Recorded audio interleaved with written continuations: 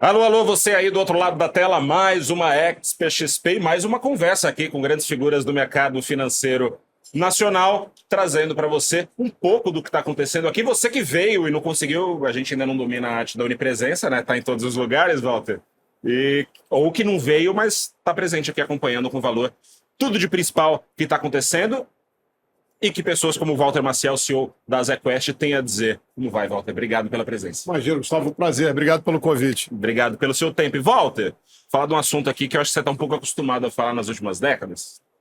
Política fiscal, sempre essa problemática aqui no Brasil, né? Sempre uma questão, é sempre uma pedra no caminho do investidor. A gente tem mais uma eleição com a política fiscal e acho que inescapável como centro de discussão, ou deveria ser o centro de discussão dessas eleições. O investidor faz o quê diante dessa incerteza fiscal que a gente tem aqui no Brasil neste momento, Walter? Eu gostei do que você falou das últimas décadas, porque é exatamente isso, né? Esse governo, né, ganhou 5 das últimas 6 eleições. E aí se impõe o problema. Durante esses 5 mandatos, houve um descuido com o fiscal enorme. Só para... Não vamos falar aqui do governo Dilma, que teve o parafiscal e todo aquele... Caso à parte. A gente teve a maior crise econômica da nossa história, mas o primeiro governo Lula teve um gasto médio de 6% do PIB. O segundo de 10% e agora está indo para 10% também. Fora esse pacotão agora de 200 bi de bondades, que inclusive nem tiveram o cuidado de esconder. 6 meses de bondade e termina após eleições, né? Então a gente está indo para um cenário muito complicado. E as pessoas me perguntam muito sobre dívida PIB. É um problema. Nós temos hoje uma dívida PIB que, se não for a maior, é uma das maiores do mundo emergente. E países emergentes têm mais dificuldade de buscar capital lá fora do que países desenvolvidos. E nós nem investment grade temos. Mas o maior problema do Brasil nem é esse. É o fato de daqui a 2 anos ou menos, as despesas obrigatórias, onde você não tem margem de manobra, é mandato constitucional, vão ser maiores do que as receitas. E aí você está indo para um shutdown, como você teve em Minas Gerais. Só que quando você leva isso para nível federal, onde você tem troca com o exterior, fica mais complicado. Então, assim, a gente de verdade está namorando com algo que eu sempre achei uma hipótese histriônica, exagerada. Dessa vez é apropriado falar. Dominância fiscal. Dominância fiscal, o que é?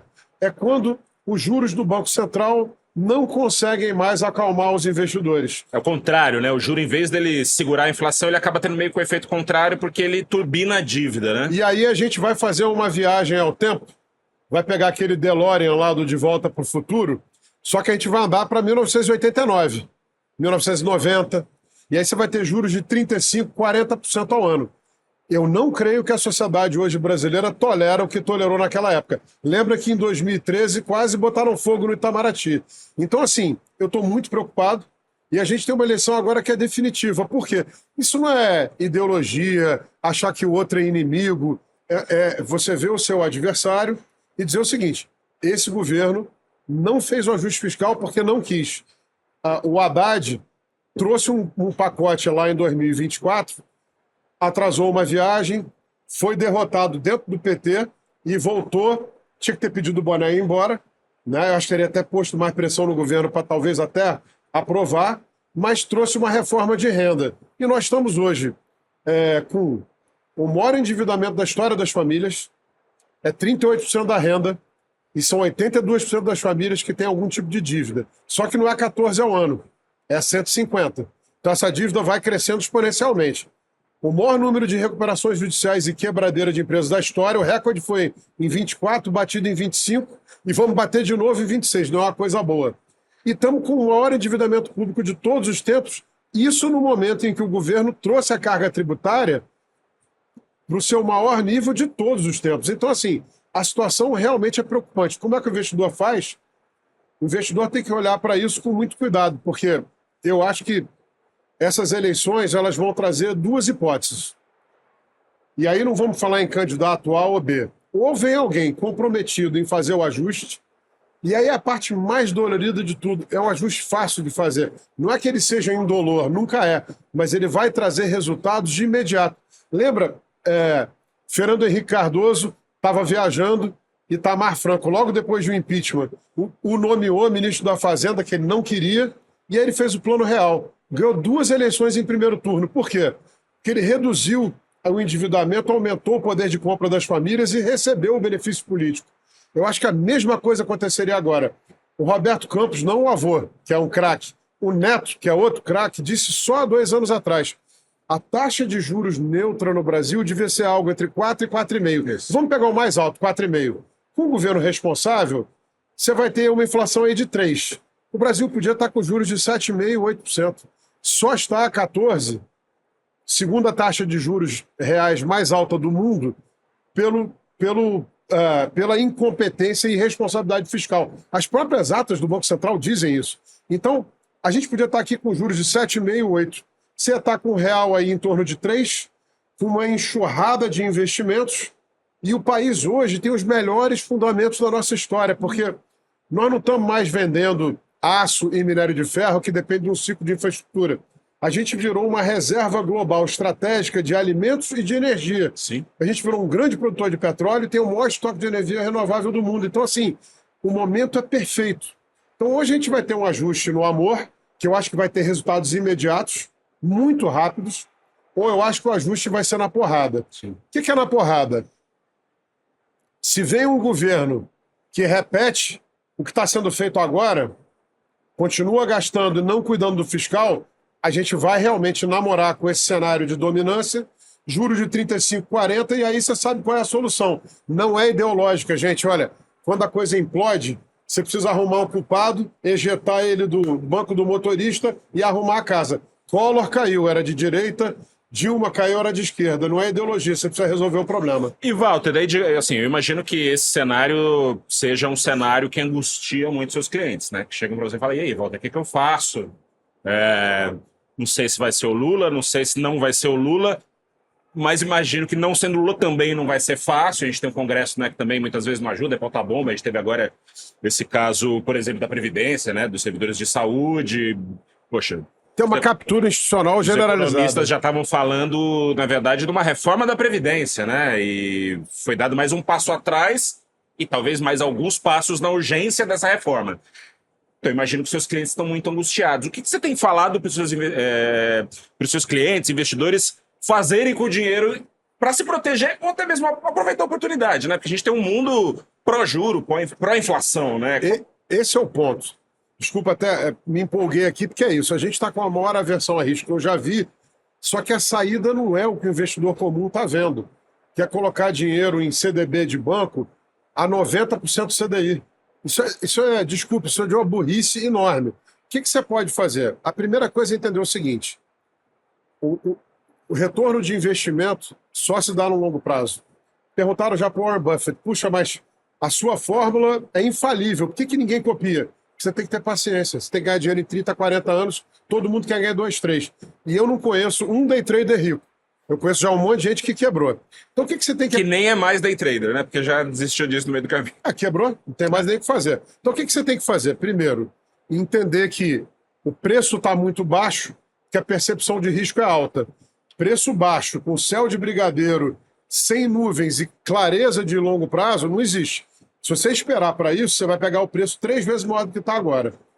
E, para quem tem dinheiro, não precisa ser bilionário, não. Quem tem dinheiro para investir, os juros reais mais altos do mundo civilizado, acho que ainda estamos no mundo civilizado, nós estamos flertando para sair dele, mas estamos lá, tem uma vantagem, ele te dá um colchão muito alto. Então, vou fazer aqui uma carteira hipotética, tá? E até certo ponto, bem conservadora. Nossos fundos de infraestrutura, nunca bote dinheiro em um produto só, não estou pregando isso, eu estou fazendo um exercício intelectual.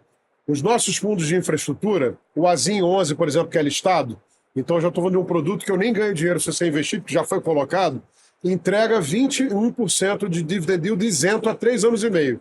Então a expectativa é a seguinte: se entrega 3 anos e meio, nunca teve um evento, vai continuar entregando. Claro. Você bota 80% do seu patrimônio numa carteira que tem esse tipo de ativo, os seus 80 no final do ano, 12 meses, vão virar 96. Sim. Pega 20%, pelo amor de Deus, aí você precisa sempre de um assessor, né?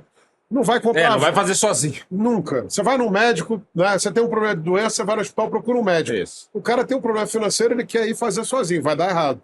Mas você pega esses 20%, não vai comprar Vale, Petro, que já estão lá em cima, vai buscar empresas que têm um upside, um beta grande se as coisas melhorarem. Small mid caps de qualidade. Nunca pega empresa ruim quando tá barata. Você pega empresa boa quando tá barata. Empresa ruim, você não entra nunca. A empresa ruim não tá barata, ela só é ruim. E crédito ruim, pior ainda, vai quebrar. Então é o seguinte, você entra numa carteira dessa com 20%, se tudo der certo, vai triplicar. Se tudo der errado, já está tão descontado que eu acho que pode cair uns 30%. Então vou fazer um exercício. Eu peguei 80, botei lá 20% ao ano. Virou 96.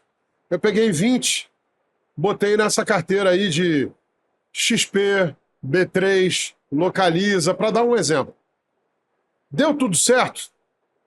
96, essa carteira de 20 virou 60, ganhei 56% em 12 meses. Porrada, espetáculo, legal. Mas peraí, você não vai só olhar para o melhor cenário. Você tem que pensar ao contrário. E se der errado? 96, não deu nada errado. Eleições não afetam aqui o rendimento do fundo de infraestrutura de boa qualidade. E os meus 20 viraram 14, perdi 30%. Final do ano, 110. Estou ganhando mais do que a inflação, menos que o CDI. Tá ótimo. Sim. Isso é uma carteira bem adequada. Então, assim, eu não acho que o investidor tem que ser hoje tomado pelo medo. Ele tem que olhar para a oportunidade que está aí, né? Tanto que em chinês, crise, oportunidade e crise são a mesma palavra, porque elas estão associadas. E eu não acho que essas eleições estão definidas. Eu acho que, pelo contrário, eu acho que as coisas podem acontecer. Então, assim, você tem que ter um portfólio olhando para o longo prazo. E hoje você acha que está quanto no preço uma continuidade desse governo? Então, eu acho que a percepção está errada. Eu acho que a eleição não está óbvia para nenhum dos lados, mas no mínimo é 50-50. Por quê? Por alguns motivos. Fadiga. Lula está no terceiro governo, vai para o quarto. É um personagem que a gente conhece há 50 anos. Se ele está com 50% de rejeição e a gente conhece ele há 50 anos, como é que ele vai mudar essa percepção? Não tem muito como mudar. Não tem mais coelho para tirar da cartola, já são 200 bi aí de benesses e a rejeição não muda. Então ele é um candidato muito fraco. Para quem tem dúvida disso, há 4 anos atrás, antes desse caos econômico, ele estava bem mais forte. E ele concorreu com um cara que tinha 55% de rejeição, quase um aleijado politicamente, e ganhou por 1,8 milhões de votos. Com Carla Zambelli, Roberto G, tudo que podia dar errado deu. Bolsonaro falando um monte de besteira, e mesmo assim foi muito apertado. O que eu estou vendo hoje? Eu vejo hoje um candidato, Lula, em 2026, muito mais fraco que em 22. Contra um cara que hoje, o que desponta, né? Não tem nenhum cara independente hoje crescendo muito. Se crescesse, eu acho que ganharia de 15, 20 pontos do Lula. Mas eu acho que essa chance é mais baixa. Então parece que vai ser Lula ou Flávio. Com todos os problemas da candidatura do Flávio, não está claro quais são as propostas, quais são as medidas. Teve um monte de notícias ruins que saíram. Ainda assim, a rejeição dele está próxima de 50%.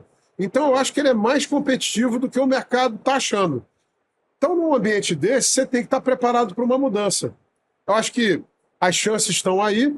Eu acho que o PT sabe, tanto que cogita hoje tirar o Lula dos debates, que eu acho que seria um erro monumental, porque ele vai apanhar o debate inteiro, vai ser todo mundo falando dele.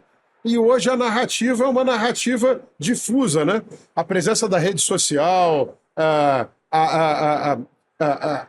a capacidade de falar diretamente com o eleitor final muda um pouco a percepção das coisas. Então, eu acho que você tem que sempre ter na tua carteira de investimentos essa perspectiva de que nada é definitivo, nada está cristalizado e mudanças podem acontecer. E você tocou num ponto que eu acho que é o ponto-chave dos tempos que vivemos, né? É ver quem tem a rejeição menor, né? Quem tem a rejeição média. A gente vive um tempo de rejeição à política, independente. Então, quem tem a rejeição menor acaba saindo na frente. Walter Maciel, muito obrigado pela sua presença aqui conosco. Eu sou o Walter Maciel, CEO da ZQuest. Convido você a continuar com a gente aqui no Valor Econômico, no Valor Invest, para saber de tudo que cabeças como a do Walter estão pensando sobre o futuro do mercado financeiro, da política e da economia brasileira. Até a próxima e tchau.